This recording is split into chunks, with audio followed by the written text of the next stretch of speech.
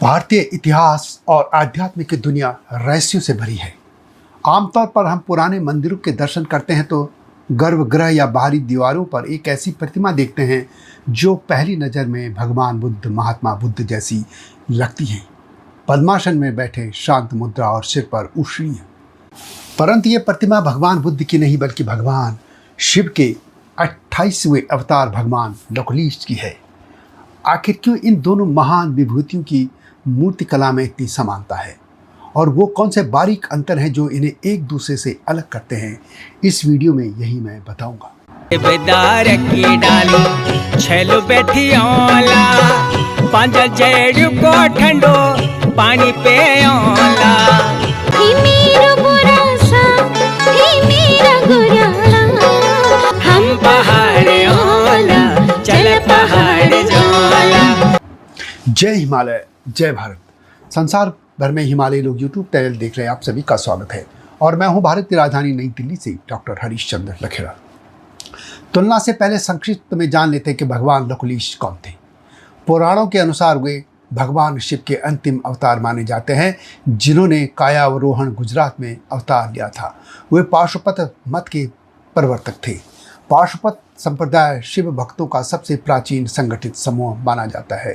वैसे पाशुपत मत हिमालय क्षेत्र में प्राचीन काल से रहा है और यह प्रथम धर्म के रूप में वो हिमालय क्षेत्र में विकसित रहा और पाशुपत मत को संगठित मत के रूप में लाने वाले भगवान लकुलिश थे।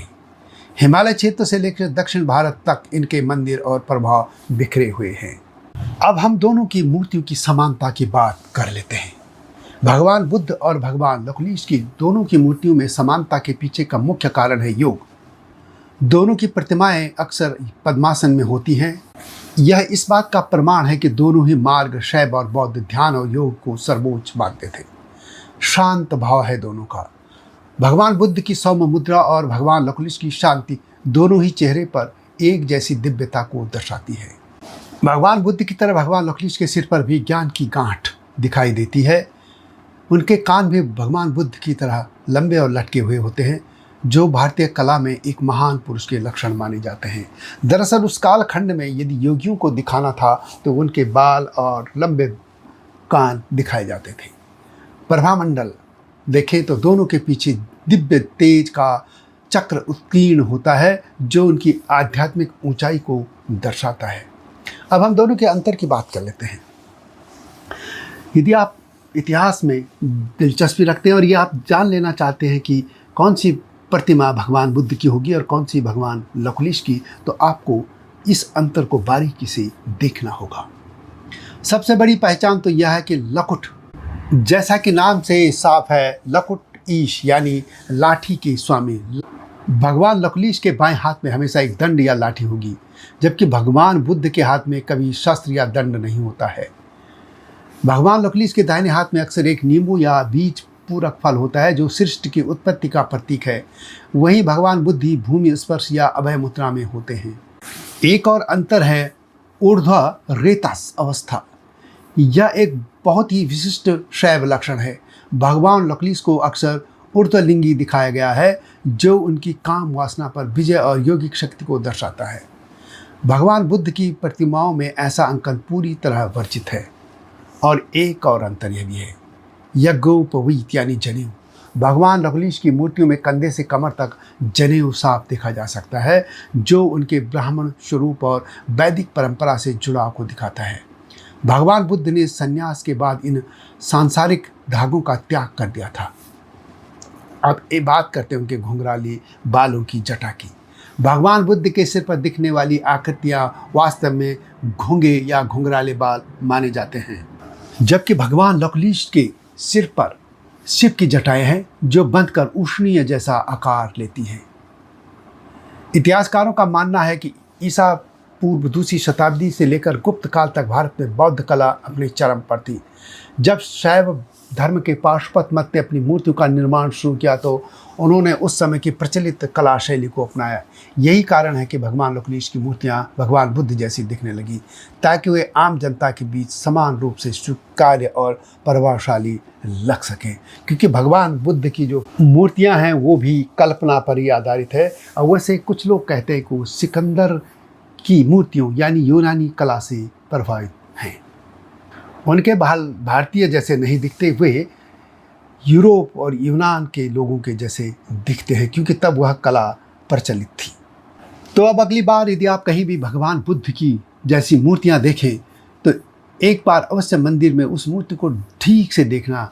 यदि उनके हाथ में दंड और कंधे पर जनेऊ जैसे हैं तो वह साक्षात भगवान लकुलिश ही होंगे।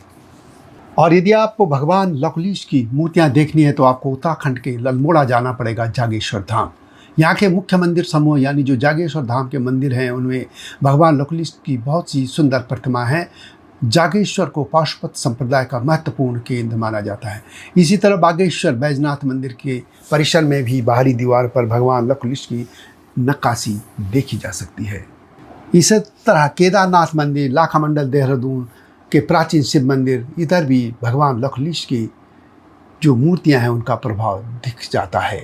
राजस्थान मेवाड़ एकलिंगी मंदिर उदयपुर, यहाँ भगवान लकुलिश को ही यह मंदिर समर्पित है। यहाँ पाशुपत मत का जीवंत केंद्र यह रहा था और यहाँ की मूर्ति कला में भगवान लकुलिश के 4 शिष्यों का भी अंकन किया हुआ है। इसी तरह सीकर के हर्षनाथ मंदिर में के खंडरों में भगवान लकुलिश की अत्यंत कलात्मक मूर्तियाँ प्राप्त हुई हैं। गुजरात में भी कायावरोहण मंदिर बड़ोदरा, सोमनाथ मंदिर के आसपास, मध्य प्रदेश के तेली मंदिर ग्वालियर किला, लिंगराज मंदिर भुवनेश्वर, महाराष्ट्र में एलिफेंटा की गुफाएं और एलोरा की गुफाएं, औरंगाबाद में भी शैव गुफाओं में भगवान लकुलिश का चित्रण मिलता है। जो लोग इन अंतर को नहीं समझते हैं उसी का फ़ायदा उठाकर एक समूह भारत में भगवान लकुलिश की मूर्तियों को भी भगवान बुद्ध की मूर्तियां दिखाकर यह बताने की कोशिश करता है कि कण कण में बुद्ध हैं। यह ठीक है कि भगवान बुद्ध का अपना एक स्थान रहा है, लेकिन भारतीय सभ्यता में भगवान लकुलिश का स्थान अनुपम और अद्वितीय है। ये वीडियो कैसी लगी कमेंट में अवश्य लिखें। जल्दी आऊँगा इस तरह की गाथाओं के साथ। तब तक जय हिमालय, जय भारत।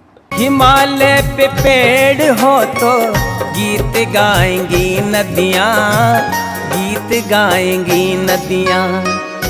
पेड़ों पे चिड़िया है तो गीत गाएंगी नदियाँ, पेड़ों पे चिड़िया है तो गीत गाएंगी नदियाँ। माँ की लोरी जैसे होते हैं नदियों के गीत।